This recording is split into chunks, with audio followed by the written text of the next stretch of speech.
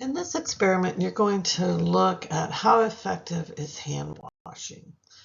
Now, disinfectants are things that you use on inanimate objects to try to reduce the amount of microbial contamination. You do not use disinfectants on living tissue. It's always just used on inanimate objects, so like a tabletop, countertop. You want to be able to prevent the microorganism from spreading from one location to another. You want to kill the microorganisms that are on the surface. Certain characteristics of your ideal disinfectant is that it has low toxicity to humans. You want it to have a long shelf life. You don't want to have to be buying it, every week. You want it to be fairly effective when it's diluted, that you don't have to have a really strong concentration. Typically, the stronger the concentration, that's going to increase the toxicity, make it a little bit more dangerous to work with. All of us want everything to be inexpensive. And you want it to be easy to obtain, easy to buy. It's not something that's really difficult to get hold of.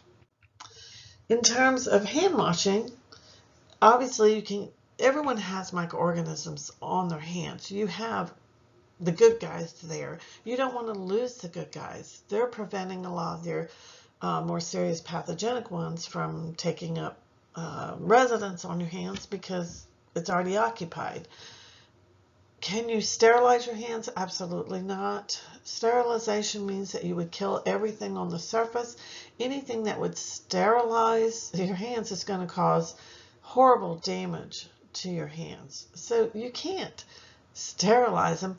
You can use an antiseptic on it. You can obviously wash it either with water or with soap and water. All of those are going to try to reduce what we call the load, reduce the number, and hopefully remove the pathogenic, just leaving the good, healthy microorganisms there.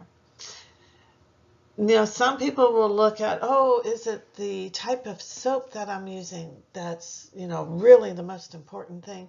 Or is it the length of time that I'm washing my hands? Which one's more important? It's actually, we have found the length of time. You need to wash your hands for a minimum of 20 seconds to be really effective. That's one reason why we teach kids to sing their ABCs while they wash their hands, because that's going to be about 20 seconds. And I hate to disappoint you guys, but antibacterial soap is really not any more effective or efficient than regular soap. The most important thing is that there is a soap or detergent in that solution or in that sample. So any type of soap, it doesn't matter the brand, as long as it's soap and water mix, will help to inhibit the microorganisms. So on this slide, this is a common experiment we do, and this is just showing what someone did, where we take the Petri dish, in this case they divided it into 4 quadrants, and they take their finger and they touch in one of the quadrants. So that is what was done in this first upper left quadrant. They did not wash the hand at all, they just touched. And as you can see, there's lots of different bacteria growing there. Then they washed the finger with just water. Notice there's still growth there. Then they washed with water and soap. And then finally they used hand sanitizer. Now, one thing that some people will find a little discouraging when they do this, sometimes, it didn't look like washing with just water or washing with soap and water decreased the numbers any. Something to keep in mind, when you washed your hand, you were touching the faucet to turn the water off.